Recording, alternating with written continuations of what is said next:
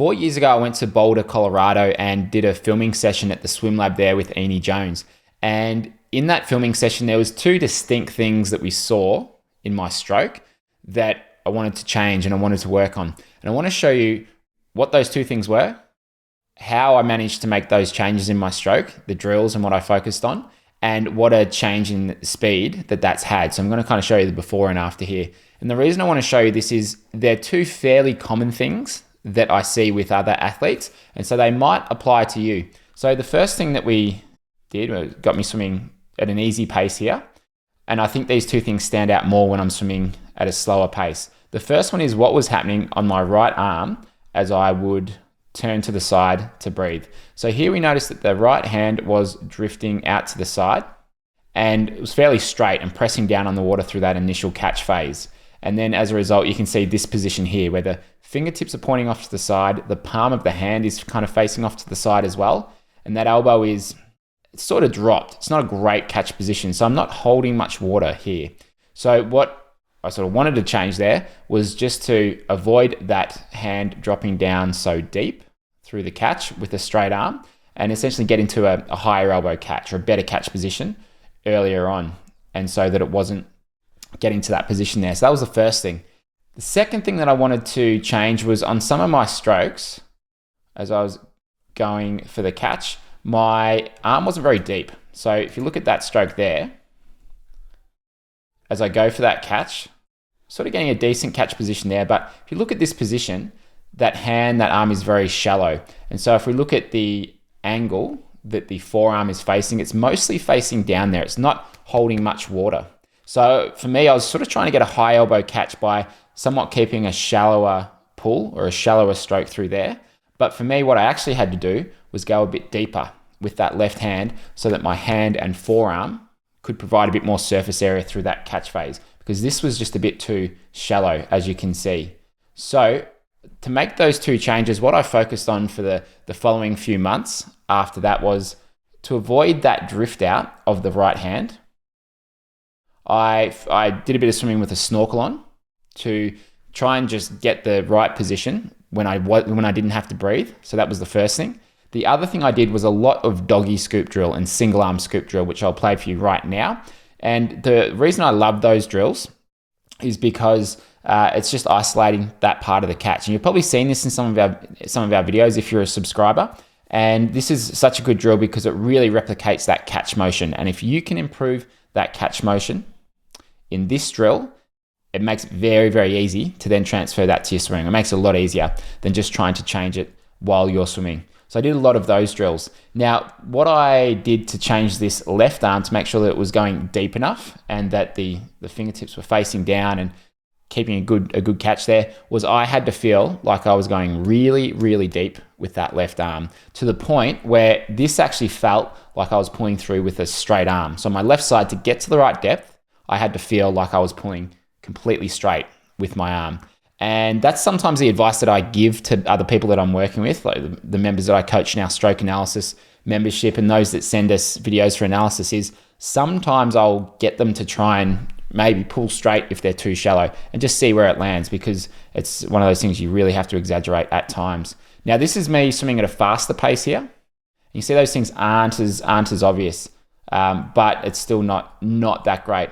The other thing that sort of popped out here was I had a big bend in my wrist. You can notice that there. So yeah, great surface area with the hand, but my forearm is facing down there. And so that bend through the wrist was just happening too much and for too long. So it wasn't until about there that I start to get it connected. And so that was another thing that I really had to work on. The way I worked on that was I did a lot of slow swimming, focused just on keeping that together. So keeping this position, which we call an elevated wrist, instead of either sort of bending the wrist too much or dropping it. So a lot of slow swimming. And then when I was doing those doggy scoop drills, I really had to focus on it. And that took probably the longest out of all of these things to really change. Now I want to show you what it looks like now. So have a look at the right arm catch. So that catch is a lot better. On the breathing stroke, this is where the issue was, where I was drifting out. So you can see here, looks pretty good. Drifts out a little bit, but not too bad. You can see that is a much better catch position through there and getting to that catch a whole lot earlier. So I really just had to try and focus on keeping that right arm in line with my shoulder and then getting to the catch instead of just getting lazy and letting it drift out. So I just kind of had to bring my attention to it to avoid it drifting out there, and obviously using those drills as well. The other thing you'll see there is that wrist isn't nearly as bent on that right-hand side as you'll see on this one too. All right, so we get a little bit of bend in the wrist as we go through it, but it connects pretty well. So as soon as I get into that propulsive part of the stroke, that's a pretty good position. It could be a little bit better, but you can see there, really through that power phase from here to here, it's well connected. That wrist bend isn't too much. So it's, for the most part, it's a lot more effective. But again, there's still certainly room to improve, but it's doing pretty well. The other thing that you'll see here is that left arm, which had to go deeper. So you can see this, that's a much better position. If we look at that in terms of the angle, it's about 110, 111 degrees through there, which is between that 100 to 120, which we want as we're about to pass under the shoulder.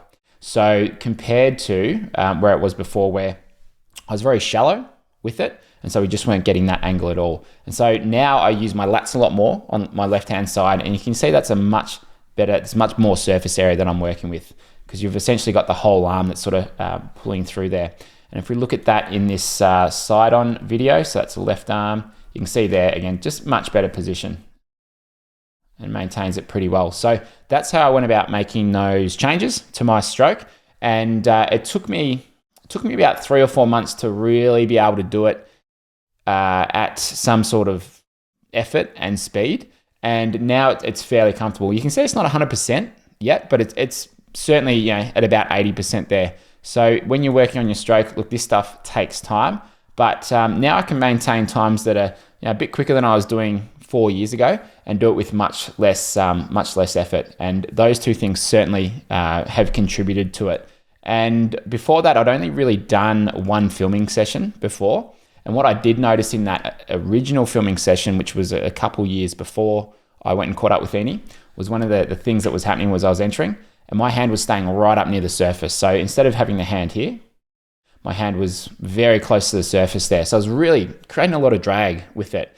And in order to change that, I had to feel like I was down about here where my mouse is. So that was kind of the original change that I made when I first got some filming done. So if you have access to an underwater camera, a GoPro or anything similar, or even if your phone can record underwater, if you get some underwater side footage and front-on footage, you can see a lot. And through these videos, and probably through the Feedback Friday videos that we do, you'll have a great understanding of what it is that you need to change. And as always, if you're looking for professional help, that's what we do. So you can send me your videos, which I'll put the links to below, or you can join us in the Stroke Analysis membership, which is where I work with people on an ongoing basis. And we see some really, really good results with people there. So feel free to get in contact. I'll put those links below. Thanks for watching, and I'll see you next week.